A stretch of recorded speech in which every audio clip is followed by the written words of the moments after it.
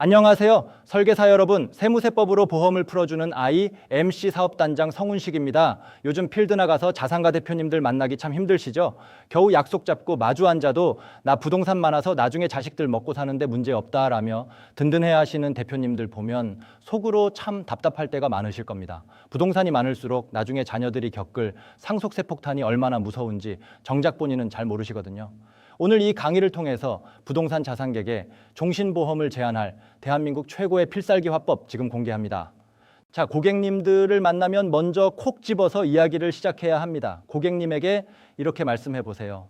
대표님, 사업체를 운영하시면서 건물도 가지고 계시고 정말 남부럽지 않게 자산 잘 일구어 오셨습니다. 그런데 대표님, 혹시 나중에 이 자산들이 자녀분들에게 넘어갈 때 상속세가 얼마나 나올지, 그리고 그 세금을 누가 어떻게 낼지 한 번이라도 진지하게 고민해 보셨을까요? 국세청에서 대놓고 발간한 세금 전략 가이드북이라는 책이 있습니다. 나라에서 만든 책인데 거기 뭐라고 나와 있냐면요. 상속세 계획은 재산을 물려받을 자녀가 아니라 재산을 물려줄 아버지가 살아생전에 직접 세워야 한다고 분명히 적혀 있습니다. 생각해 보세요, 대표님. 자식들이 눈치 없이 아버님 살아계시는데 아버지 나중에 돌아가시면 세금 많이 나오니까 건물 미리 증여해 주세요라고 말할 수 있겠습니까? 불효자식 소리 들을까 봐 입도 뻥긋 못합니다. 결국 대표님이 미리 길을 열어주셔야 해요. 게다가 상속세 전략이라는 건 하루아침에 뚝딱 나오는 게 아닙니다. 나라 법이 그래요. 돌아가시기 전 10년 이내에 자식들한테 증여한 건 나중에 상속재산에 결국 다 합산되어 버리거든요. 알고 보면 최소 10년 이상 멀리 내다보고 장기적으로 준비해야 하는 게 바로 상속세입니다. 그 다음은 현실적으로 겪게 될 속상한 상황을 아주 생생하게 콕 집어줘야 합니다. 고객님에게 이렇게 말씀해 보세요. 대표님, 상속세가 무서운 진짜 이유는 법으로 정해진 납부기한 때문입니다. 사람이 살다 보면 언제 어떤 일이 생길지 아무도 모르잖아요. 만약 갑작스럽게 상속이 개시되면 그 돌아가신 달의 말일부터 딱 6개월 안에 상속세를 신고하고 현금으로 다 내야 합니다. 장례 치르고 슬픔에서 겨우 벗어날까 말까한 시기인데 나라는 기다려주지 않아요. 6개월 안에 세금 가져와라 하는 거죠. 건물 가지고 계신 대표님들은 아니 세금 많이 나오면 건물 하나 팔아서 내면 되지 하십니다. 그런데 대표님, 건물을 판매할 때는 그 건물을 상속세 신고 금액보다는 높게 팔 수도 없고 또 금매로 내놓은 건물이 제값을 받을 수 있을까요? 결국 헐값에 피 같은 재산 날리는 겁니다. 만약 세금이 너무 많아서 나눠내는 연부연납을 신청하려고 해도 공짜가 아닙니다. 은행에 예금 맡기듯이 나라에 확실한 담보를 제공해야 하고 세무서장 허가도 받아야 해요. 최장 10년 동안 나눠낼 수 있다지만 그것도 매년 엄청난 부담이죠.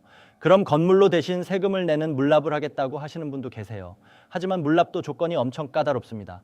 전체 자산 중에서 부동산이나 주식 비중이 절반을 넘어야 하고 만약 비상장 주식 같은 게 있다면 다른 자산이 없을 때만 겨우 받아줄 정도로 나라는 까다롭게 굽니다. 그것도 시세가 아니라 나라에서 정한 아주 낮은 기준으로 평가해서 가져가니까 대표님 입장에서는 진짜 억울하고 눈물 나는 일이 생기는 겁니다.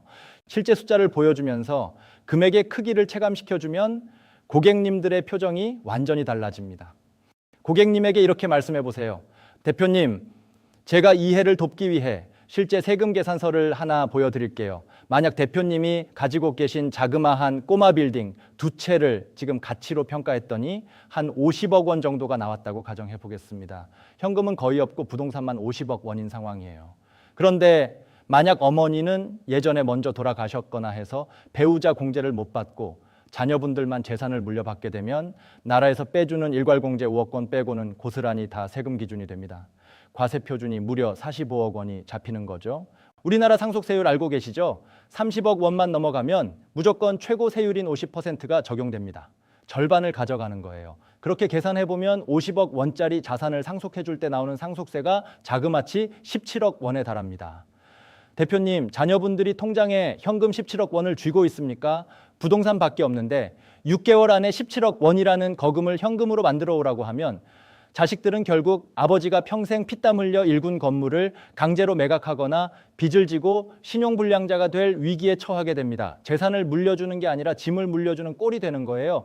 이제 이 문제를 해결할 수 있는 유일한 대안인 보험의 역할을 제안해야 합니다. 고객님에게 이렇게 말씀해 보세요.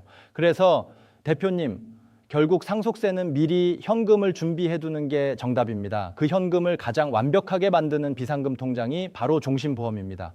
그런데 보험을 가입할 때 무작정 가입하면 절대 안 되고 계약 구조를 진짜 지혜롭게 짜야 합니다. 만약 대표님이 계약자가 되어서 돈을 내고 대표님이 돌아가셨을 때 자녀들이 사망보험금을 타겟 짜놓으면 그 보험금에 또 상속세가 붙어버립니다. 안 그래도 세금만 와서 가입한 보험인데 최고 세율 50% 구간에 걸려 있으면 보험금의 절반을 또 세금으로 뜯기는 셈이죠.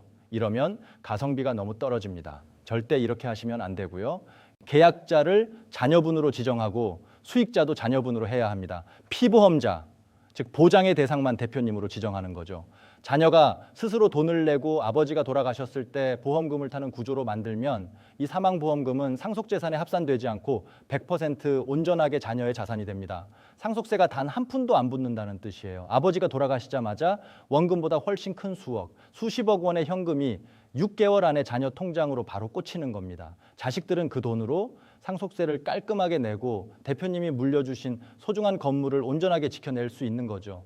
만약 대표님 춘추가 너무 많으셔서 보험 가입이 어려우시다면 그때는 자녀분을 피보험자로 해서 그 다음 세대로 자산을 안전하게 넘겨주는 차세대 플랜을 미리 짜두시는 방법도 있습니다.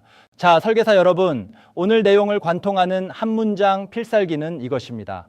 고객 앞에 서시면 당당하게 이 한 문장을 던지세요.